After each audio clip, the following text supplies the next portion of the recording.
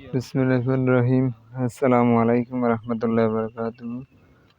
সম্মানিত ভিউয়ার্স, আজকে আমরা নোয়াখালী হাতিয়া বুমিন বাজারের কিছু অংশ, যে নদী ভাঙ্গনের কিছু অংশ দেখাচ্ছি। আর এটা হচ্ছে যে বুমিন বাজারের পশ্চিমে দরের বাজার হয়ে যে রাস্তা গিয়েছে, ওই রাস্তার সাইড ভেঙে খালে নেমে গেছে।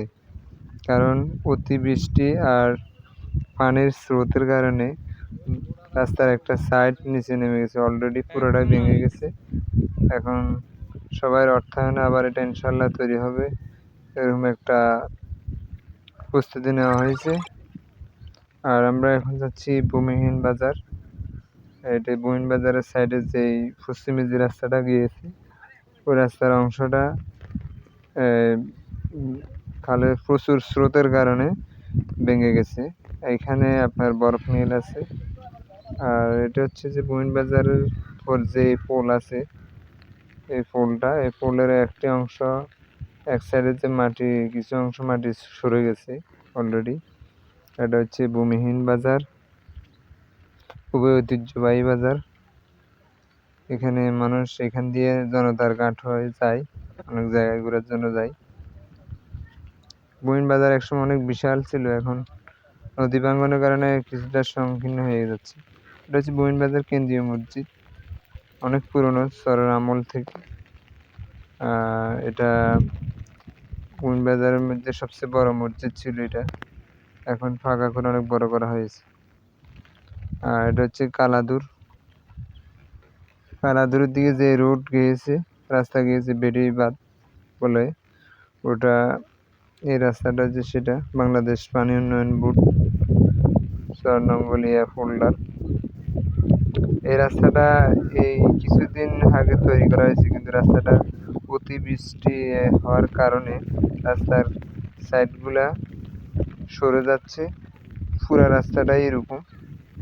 আপনাদেরকে আমরা ভিডিও বড় না করার জন্য শর্ট স্পিড বাড়িয়ে দিয়েছি। এই যে রাস্তার সাইডের অংশগুলো সরে গেছে। আর হচ্ছে মিয়াজি গ্রামের লাল ফুল, সাইডে একটা মসজিদ আছে। এই ফুলটা অনেক স্ট্যান্ডার্ডভাবে তৈরি করা হয়েছিল, কিন্তু খাল গভীরতা হওয়ার কারণে ফুলের সাইডের অংশগুলো সরে গেছে। এখন ফুলটা খুবই ঝুঁকিপূর্ণ আছে, খুব শীঘ্রই এটা ভেঙে যাবে। এখানে আমাদের বাড়িও ছিল, আমার বাড়ি এখন খালের মাঝখানে চলে গেছে। আমরা এখান থেকে অনেক দূরে চলে গেছি, এখন এখানে নাই।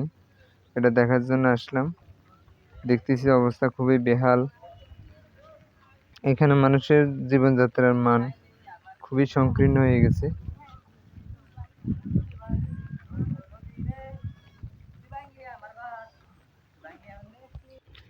এই খালের সাইডে, এই খালটা যখন ছোট ছিল, এই খালের খনন করার কারণে খালটা চওড়া হয়ে পানির স্রোত বেড়ে গেছে। আর বেড়ে যাওয়ার কারণে অসংখ্য বাড়িঘর এই খালের মাঝখানে চলে গেছে, ভেঙে সাইড ভেঙে মাঝখানে চলে গেছে।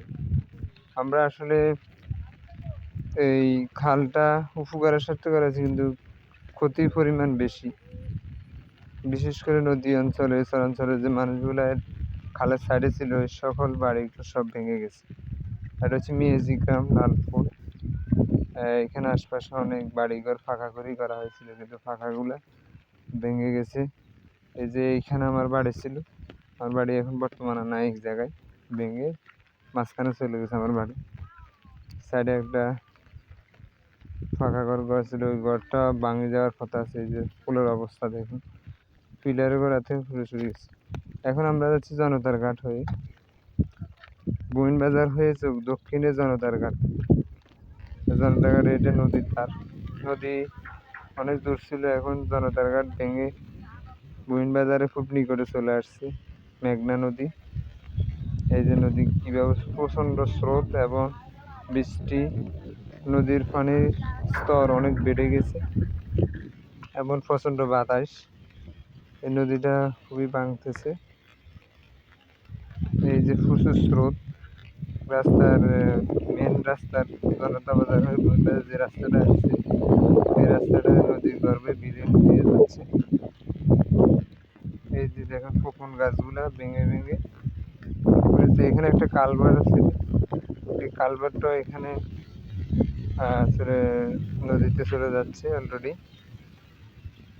এই যে অনেক বসত বাড়ি ছিল এখানে আশপাশে, এই বাড়িগুলো এখন মানুষ ভেঙে অসহায় হয়ে অনেক দূর দূরান্তে চলে গেছে বাড়িঘর ভিটা মাটি ছেড়ে জীবন বাঁচানোর তাগিদে। আর এটা হচ্ছে মেঘনা। এই নদীটা অনেক ছোট ছিল, এখন বর্তমানে অনেক বড় হয়ে গেছে ভাঙার কারণে প্রচণ্ড। এখানে প্রায় 15 বছর যাবৎ অনেক প্রতিনিধি ছিলেন, কিন্তু কোনো উন্নয়ন করে নাই চোখে দেখার মতো। এই যে দেখেন, যদি এই নদীটা ব্লক করা হয়